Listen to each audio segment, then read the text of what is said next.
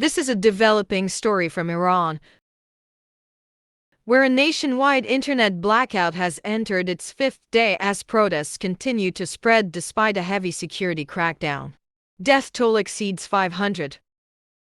Human rights groups report more than 500 people killed in ongoing protests, including nearly 490 demonstrators and dozens of security personnel. Over 10,600 arrests have been made.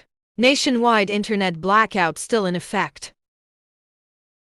Iran's government has cut off almost all internet access nationwide since around January 8, 2026, isolating citizens from the outside world. Monitoring groups NetBlocks, Cloudflare confirm connectivity has dropped to near zero, with phone and data services heavily restricted. U.S. response: Trump talks Starlink and options. U.S. President Donald Trump says he will contact Elon Musk about using Starlink satellite internet to restore connectivity for Iranians. The administration is also reportedly considering strong options, including military responses, as the situation escalates. Protests intensify despite blackout.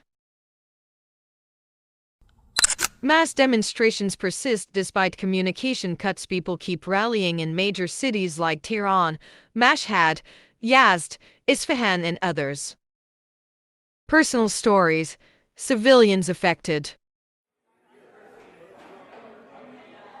Families worldwide are worried as communications remain severed.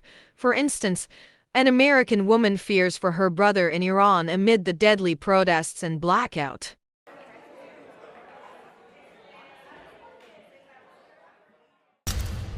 Reports have emerged of individual protesters, such as a 23-year-old Iranian student shot and killed, illustrating the human cost of the crackdown.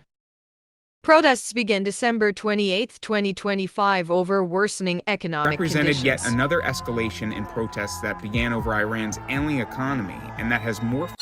The internet blackout started on January 8, 2026 and continues today, estimated 5 days. Into the most significant challenge to the government in several years. The protests have intensified steadily since beginning December 28th. So far, violence around the demonstrations has killed at least 42 people, while more than 2,270 others have been detained, said the US-based human rights activist news agency. Why the blackout? Officials say the measure is for security, but rights groups say it's to suppress coverage of regime violence and prevent protest coordination. What protesters are demanding? The movement has shifted from purely economic grievances to broader demands for political reform and even regime change.